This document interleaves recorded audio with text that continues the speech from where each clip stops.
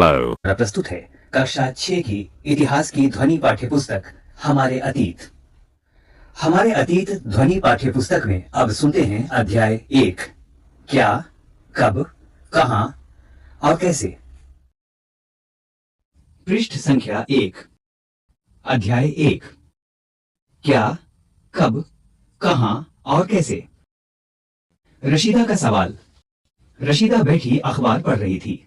अचानक उसकी निगाह एक सुर्खी पर पड़ी, 100 साल पहले। वह सोचने लगी, यह कोई कैसे जान सकता है कि इतने वर्षों पहले क्या हुआ था। कैसे पता लगाएं? यह जानने के लिए कि कल क्या हुआ था तुम रेडियो सुन सकते हो, टेलीविजन देख सकते हो या फिर अखबार पढ़ सकते हो।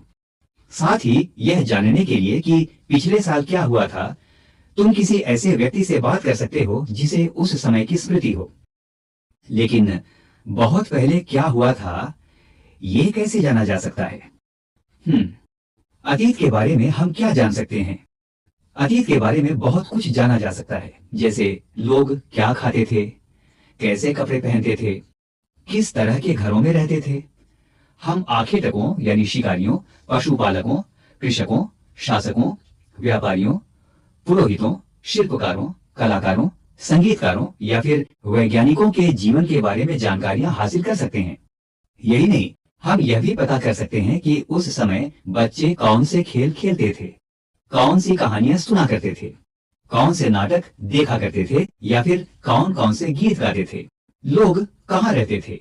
पुस्तक में दिए गए मानचित्र 1 पृष्ठ 2 में नर्मदा नदी का पता लगाओ।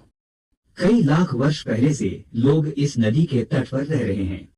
यहाँ रहने वाले आरंभिक लोगों में से कुछ कुशल संग्राहक थे जो आसपास के जंगलों की विशाल संपदा से परिचित थे। अपने भोजन के लिए वे जड़ों, फलों तथा जंगल के अन्य उत्पादों का यहीं से संग्रह किया करते थे। वे जानवरों का आखेट या शिकार भी करते थे। पृष्ठ संख्या 2। अब तुम उत्तर पश्चिम की सुलेमान और किरथर पहाड़ियों का पता लगाओ। इसी क्षेत्र में कुछ ऐसे स्थान हैं जहां लगभग 8000 वर्ष पूर्व स्त्री पुरुषों ने सबसे पहले गेहूं तथा जौ जैसी फसलों को उपजाना आरंभ किया। उन्होंने भेड़, बकरी और गाय बैल जैसे पशुओं को पालतू बनाना शुरू किया। ये लोग गांव में रहते थे। उत्तर पूर्व में गारो तथा मध्य भारत में विंध्य पहाड़ियों का पता लगाओ। ये कुछ अन्य ऐसे क्षेत्र थे जहां कृषि का विकास हुआ। जहां सबसे पहले चावल उपजाया गया वे स्थान विंध्य के उत्तर में स्थित थे। इस पृष्ठ पर एक मानचित्र दिया गया है जो उपमहाद्वीप का प्राकृतिक मानचित्र है। पृष्ठ संख्या 3। मानचित्र पर सिंधु तथा इसकी सहायक नदियों का पता लगाने का प्रयास करो। मानचित्र 1 दक्षिण एशिया यानी आधुनिक भारत, पाकिस्तान, बांग्लादेश, नेपाल, भूटान और श्रीलंका और अफगानिस्तान, ईरान, चीन तथा म्यांमार आदि पड़ोसी देशों को दर्शाता है। दक्षिण एशिया का एक महाद्वीप से छोटा है, लेकिन विशालता तथा बाकी एशिया से समुद्रों, पहाड़ियों तथा पर्वतों से बटे होने के कारण इसे प्रायः उपमहाद्वीप कहा जाता है। आइए अब आज के पाठ में चलें। सहायक नदियां उन्हें कहते हैं जो एक बड़ी नदी में मिल जाती है। लगभग 4700 वर्ष पूर्व इन्हीं नदियों के किनारे कुछ आरंभिक नगर फले फूले। गंगा तथा इसकी सहायक नदियों के किनारे तथा समुद्र तटवर्ती इलाकों में नगरों का विकास लगभग 2500 वर्ष पूर्व हुआ। आपके करने के लिए गंगा तथा इसकी सहायक नदी सोन का पता लगाओ। आइए अब पाठ में चलें। गंगा के दक्षिण में इन नदियों के आसपास का क्षेत्र प्राचीन काल में मगध यानी वर्तमान बिहार में नाम से जाना जाता था। इसके शासक बहुत शक्तिशाली थे और उन्होंने एक विशाल राज्य स्थापित किया था। देश के अन्य हिस्सों में भी ऐसे राज्यों की स्थापना की गई थी। लोगों ने सदैव उपमहाद्वीप के एक हिस्से से दूसरे हिस्से तक यात्रा की। कभी कभी हिमालय जैसे ऊंचे पर्वतों, पहाड़ियों, रेगिस्तान, नदियों तथा समुद्रों के कारण यात्रा जोखिम भरी होती थी। फिर भी ये यात्रा उनके लिए असंभव नहीं थी। अतः कभी लोग काम की तलाश में तो कभी प्राकृतिक आपदाओं के कारण एक स्थान से दूसरे स्थान को आया जाया करते थे। कभी कभी सेनाएं दूसरे क्षेत्रों पर विजय हासिल करने के लिए आती थीं। इसके अतिरिक्त व्यापारी कभी काफिले में तो कभी जहाजों में अपने साथ मूल्यवान वस्तुएं लेकर एक स्थान से दूसरे स्थान जाते रहते थे। धार्मिक गुरु लोगों को शिक्षा और सलाह देते हुए एक गांव से दूसरे गांव तथा एक कस्बे से दूसरे कस्बे जाया करते थे। कुछ लोग नए और रोचक स्थानों को खोजने की चाह में उत्सुकतावश यात्रा भी किया करते थे। इन सभी यात्राओं से लोगों को एक दूसरे के विचारों को जानने का अवसर मिला। आपके लिए प्रश्न, आज लोग यात्राएं क्यों करते हैं? एक बार फिर से मानचित्र 1 को देखो। पहाड़ियां, पर्वत और समुद्र इस महाद्वीप की प्राकृतिक सीमा का निर्माण करते हैं। हालांकि लोगों के लिए इन सीमाओं को पार करना आसान नहीं था। जिन्होंने ऐसा चाहा वे ऐसा कर सके। वे पर्वतों की ऊंचाई को छू सके तथा गहरे समुद्रों को पार कर सके। उपमहाद्वीप के बाहर से भी कुछ लोग यहाँ आए और यहीं बस गए। लोगों के इस आवागमन ने हमारी सांस्कृतिक परंपराओं को सुदृढ़ किया। कई सौ वर्षों से लोग पत्थर को तराशने, संगीत रचने, यहाँ तक कि भोजन बनाने के नए तरीकों के बारे में भी एक दूसरे के विचारों को अपनाया। पृष्ठ संख्या 4। देश के नाम। अपने देश के लिए हम प्रायः इंडिया या भारत जैसे नामों का उपयोग करते हैं। इंडिया शब्द इंडस से निकला है, जिसे संस्कृत में सिंधु कहा जाता है। अपने एटलस में ईरान और यूनान का पता लगाओ। लगभग 2500 वर्ष पूर्व उत्तर पश्चिम की ओर से आने वाले ईरानियों और यूनानियों ने सिंधु को हिंदोस अथवा इंदोस और नदी के पूर्व के भाग में स्थित भूमि प्रदेश को इंडिया कहा। भरत नाम का प्रयोग उत्तर पश्चिम में रहने वाले लोगों के एक समूह के लिए किया जाता था। इस समूह का उल्लेख संस्कृत की आरंभिक लगभग 3500 वर्ष पुरानी कृति ऋग्वेद में भी मिलता है। बाद में इसका प्रयोग देश के लिए होने लगा। आपकी जानकारी के लिए ताड़ पत्रों से बनी पांडुलिपि का एक पृष्ठ नीचे दिया गया है। यह पांडुलिपि लगभग 1000 वर्ष पहले लिखी गई थी। किताब बनाने के लिए ताड़ के पत्तों को काटकर उनके अलग अलग हिस्सों को एक साथ बांध दिया जाता था। भूर्ज पेड़ की छाल से बनी एक ऐसी ही पांडुलिपि को तुम इस पुस्तक में देख सकते हो। अब आइए पाठ में चलें। अतीत के बारे में कैसे जानें? अतीत की जानकारी हम कई तरह से प्राप्त कर सकते हैं। इनमें से एक तरीका अतीत में लिखी गई पुस्तकों को ढूंढना और पढ़ना है। ये पुस्तकें हाथ से लिखी होने के कारण पांडुलिपि कही जाती हैं। अंग्रेजी में पांडुलिपि के लिए प्रयुक्त होने वाला मैन्यूस्क्रिप्ट शब्द लैटिन शब्द मेन्यू, जिसका अर्थ हाथ है, से निकला है। ये पांडुलिपियां प्रायः ताड़ पत्रों अथवा हिमालय क्षेत्र में उगने वाले भूर्ज नामक पेड़ की छाल से विशेष तरीके से तैयार भोजपत्र पर लिखी मिलती हैं। पृष्ठ संख्या 5। इतने वर्षों में इनमें से कई पांडुलिपियों को कीड़ों ने खा लिया तथा कुछ नष्ट कर दी गई। फिर भी ऐसी कई पांडुलिपियां आज भी उपलब्ध हैं। प्रायः ये पांडुलिपियां मंदिरों और विहारों में प्राप्त होती हैं। इन पुस्तकों में धार्मिक मान्यताओं व व्यवहारों, राजाओं के जीवन, औषधियों तथा विज्ञान आदि सभी प्रकार के विषयों की चर्चा मिलती है। इनके अतिरिक्त हमारे यहाँ महाकाव्य, कविताएं तथा नाटक भी हैं। इनमें से कई संस्कृत में लिखे हुए मिलते हैं, जबकि अन्य प्राकृत और तमिल में हैं। प्राकृत भाषा का प्रयोग आम लोग करते थे। हम अभिलेखों का भी अध्ययन कर सकते हैं।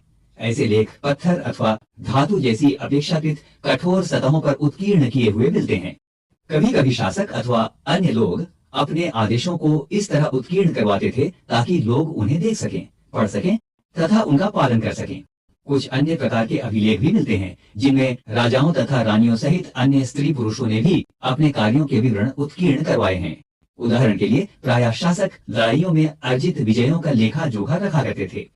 आपके लिए कार्य, क्या तुम बता सकती हो कि कठोर सतह पर लेख लिखवाने के क्या लाभ थे और ऐसा करने में क्या क्या कठिनाइयां आती थी? यहाँ एक अभिलेख का चित्र दिया गया है। आइए अब इस अभिलेख के बारे जानकारी प्राप्त करें। लगभग 2250 वर्ष पुराना ये अभिलेख वर्तमान अफगानिस्तान के कंधार से प्राप्त हुआ है। यह अभिलेख अशोक नामक शासक के आदेश पर उत्कीर्ण करवाया गया था। इस शासक के विषय में तुम अध्याय 8 में पढ़ोगी। जब हम कुछ लिखते हैं तब हम किसी लिपि का प्रयोग करते हैं। लिपियां अक्षरों अथवा संकेतों से बनी होती हैं। जब हम कुछ बोलते अथवा पढ़ते हैं तब हम एक भाषा का प्रयोग करते हैं। यह अभिलेख इस क्षेत्र में प्रयुक्त होने वाली यूनानी तथा अरेमिक नामक दो भिन्न लिपियों तथा भाषाओं में है। आइए अब पाठ में चलें। इसके अतिरिक्त अन्य कई वस्तुएं अतीत में बनी और प्रयोग में लाई जाती थी। ऐसी वस्तुओं का अध्ययन करने वाला व्यक्ति पुरातत्वविद कहलाता है। पुरातत्वविद पत्थर और ईंट से बनी इमारतों के अवशेषों, चित्रों तथा मूर्तियों का अध्ययन करते हैं। ये औजारों, हथियारों, बर्तनों, आभूषणों तथा सिक्कों की प्राप्ति के लिए छानबीन तथा खुदाई भी करते हैं। इनमें से कुछ वस्तुएं पत्थर, पकी हुई मिट्टी तथा कुछ धातु की बनी हो सकती हैं। ऐसे तत्व कठोर तथा जल्दी नष्ट ना होने वाले होते हैं। पृष्ठ संख्या 6। यहाँ एक प्राचीन नगर से प्राप्त पात्र का चित्र दिया गया है। इस तरह के पात्रों का प्रयोग 4700 वर्ष पूर्व होता था। दाईं ओर एक पुराना चांदी का सिक्का है। इस तरह के सिक्कों का प्रयोग लगभग 2500 वर्ष पूर्व होता था। जरा सोचिए, हमारे द्वारा आज प्रयोग में आने वाले सिक्कों से यह सिक्का कैसे भिन्न है। अब आइए पाठ में चलें। पुरातत्वविद जानवरों, चिड़ियों तथा मछलियों की हड्डियां भी ढूंढते हैं। इससे उन्हें यह जानने में मदद मिलती है कि अतीत में लोग क्या खाते थे। वनस्पतियों के अवशेष बहुत मुश्किल से बच पाते हैं। यदि अन्न के दाने अथवा लकड़ी के टुकड़े जल जाते हैं तो वे जले हुए रूप में बचे रहते हैं। आपके सोचने के लिए, क्या पुरातत्वविदों को बहुधा कपड़ों के अवशेष मिलते होंगे? अब पाठ में चलें। पांडुलिपियों, अभिलेखों तथा पुरातत्व से प्राप्त जानकारियों के लिए इतिहासकार प्रायः स्रोत शब्द का प्रयोग करते हैं। इतिहासकार उन्हें कहते हैं जो अतीत का अध्ययन करते हैं। स्रोत के प्राप्त होते ही अतीत के बारे में पढ़ना बहुत रोचक हो जाता है, क्योंकि इन स्रोतों की सहायता से हम धीरे धीरे अतीत का पुनर्निर्माण करते जाते हैं। अतः इतिहासकार तथा पुरातत्वविद उन जासूसों की तरह हैं जो इन सभी स्रोतों का प्रयोग सुराग के रूप में कर अतीत को जानने का प्रयास करते हैं। पृष्ठ संख्या 7। अतीत, एक या अनेक। क्या तुमने इस पुस्तक के शीर्षक हमारे अतीत पर ध्यान दिया है? यहाँ अतीत शब्द का प्रयोग बहुवचन के रूप में किया गया है। ऐसा इस तथ्य की ओर ध्यान दिलाने के लिए किया गया है कि अलग अलग समूह के लोगों के लिए इस अतीत के अलग अलग मायने थे। उदाहरण के लिए, पशुपालकों अथवा कृषकों का जीवन राजाओं तथा रानियों के जीवन से तथा व्यापारियों का जीवन शिल्पकारों के जीवन से बहुत भिन्न था। जैसा कि हम आज भी देखते हैं, उस समय भी देश के अलग अलग हिस्सों में लोग अलग अलग व्यवहारों और रीति रिवाजों का पालन करते थे। उदाहरण के लिए, आज अंडमान द्वीप के अधिकांश लोग अपना भोजन मछलियां पकड़कर, शिकार करके तथा फल फूल के संग्रह द्वारा प्राप्त करते हैं। इसके विपरीत शहरों में रहने वाले लोग खाद्य आपूर्ति के लिए अन्य व्यक्तियों पर निर्भर करते हैं। इस तरह के भेद अतीत में भी विद्यमान थे। इसके अतिरिक्त एक अन्य तरह का भेद है। उस समय शासक अपनी विजयों का लेखा जोखा रखते थे। यही कारण है कि हम उन शासकों तथा उनके द्वारा लड़ी जाने वाली लड़ाइयों के बारे में काफी कुछ जानते हैं, जबकि शिकारी, मछुआरे, संग्राहक, कृषक अथवा पशुपालक जैसे आम आदमी प्रायः अपने कार्यों का लेखा जोखा नहीं रखते थे। पुरातत्व की सहायता से हमें उनके जीवन को जानने में मदद मिलती है। हालांकि अभी भी इनके बारे में बहुत कुछ जानना शेष है। तिथियों का मतलब। अगर कोई तुमसे तिथि के विषय में पूछे तो तुम शायद उस दिन की तारीख, माह, वर्ष जैसे कि 2000 या इसी तरह का कोई और वर्ष बताओगी। वर्ष की यह गणना ईसाई धर्म प्रवर्तक ईसा मसीह के जन्म की तिथि से की जाती है। अतः 2000 वर्ष कहने का तात्पर्य ईसा मसीह के जन्म के 2000 वर्ष बाद से है। ईसा मसीह के जन्म के पूर्व की सभी तिथियां ईसा पूर्व यानी ईसा से पहले के रूप में जानी जाती हैं। इस पुस्तक में हम 2000 को अपना आरंभिक बिंदु मानते हुए वर्तमान से पूर्व की तिथियों का उल्लेख करेंगे। पृष्ठ संख्या 8। इतिहास और तिथियां। अंग्रेजी में बीसी यानी हिंदी में ईसा पूर्व का तात्पर्य बिफोर क्राइस्ट या ईसा पूर्व होता है। कभी कभी तुम तिथियों से पहले एडी या हिंदी में ई लिखा पाती हो। यह एनो डोमिनी नामक 2 लैटिन शब्दों से बना है तथा इसका तात्पर्य ईसा मसीह के जन्म के वर्ष से है। कभी कभी एडी की जगह सीई तथा बीसी की जगह बीसीई का प्रयोग होता है। बीसी अक्षरों का प्रयोग कॉमन एरा तथा बीसीई का बिफोर कॉमन एरा के लिए होता है। हम इन शब्दों का प्रयोग इसलिए करते हैं क्योंकि विश्व के अधिकांश देशों में अब इस कैलेंडर का प्रयोग सामान्य हो गया। भारत में तिथियों के इस रूप का प्रयोग लगभग 200 वर्ष पूर्व आरंभ हुआ था। कभी कभी अंग्रेजी के बीपी शब्दों का प्रयोग होता है जिसका तात्पर्य बिफोर प्रेजेंट यानी वर्तमान से पहले है। पृष्ठ 3 पर 2 तिथियां हैं, उनका पता लगाओ। इनके लिए तुम किस अक्षर समूह का प्रयोग करोगी? अन्यत्र। जैसा कि हमने पढ़ा, अभिलेख कठोर सतहों पर उत्कीर्ण कराए जाते हैं। इनमें से कई अभिलेख कई 100 वर्ष पूर्व लिखे गए थे। सभी अभिलेखों में लिपियों और भाषाओं का प्रयोग हुआ है। समय के साथ साथ अभिलेखों में प्रयुक्त भाषाओं तथा लिपियों में बहुत बदलाव आ चुका है। विद्वान यह कैसे जान पाते हैं कि क्या लिखा था?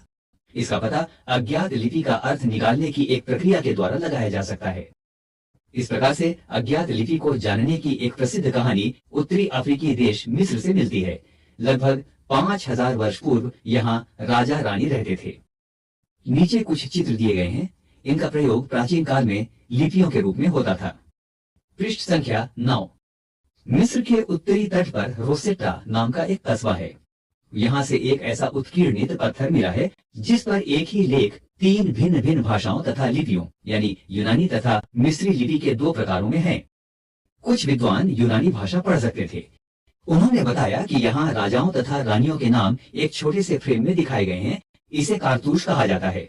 इसके बाद विद्वानों ने यूनानी तथा मिस्री संकेतों को अगल बगल रखते हुए मिस्री अक्षरों की समानार्थक ध्वनियों की पहचान की। जैसा कि तुम ऊपर दिए गए चित्र में देख सकते हो, यहाँ एल अक्षर के लिए शेर तथा ए अक्षर के लिए चिड़िया के चित्र बने हैं। एक बार जब उन्होंने यह जान लिया कि विभिन्न अक्षर किनके लिए प्रयुक्त हुए हैं, तो वे आसानी से अन्य अभिलेखों को भी पढ़ सके। कल्पना करो, तुम्हें एक पुरातत्वविद का साक्षात्कार लेना है। तुम उन 5 प्रश्नों की एक सूची तैयार करो जिन्हें तुम पुरातत्वविद से पूछना चाहोगी। बॉक्स में यहाँ पर कुछ उपयोगी शब्द दिए गए हैं। वो उपयोगी शब्द हैं यात्रा, पांडुलिपि, अभिलेख, पुरातत्व, इतिहासकार, स्रोत, अज्ञात लिपि का अर्थ निकालना। आओ याद करें। 1। यहाँ दिए गए शब्दों का सुमेल करो। नर्मदा घाटी, मगध, गारो पहाड़ियां, सिंधु तथा इसकी सहायक नदियां, गंगा घाटी। सुमेल कराने के लिए शब्द हैं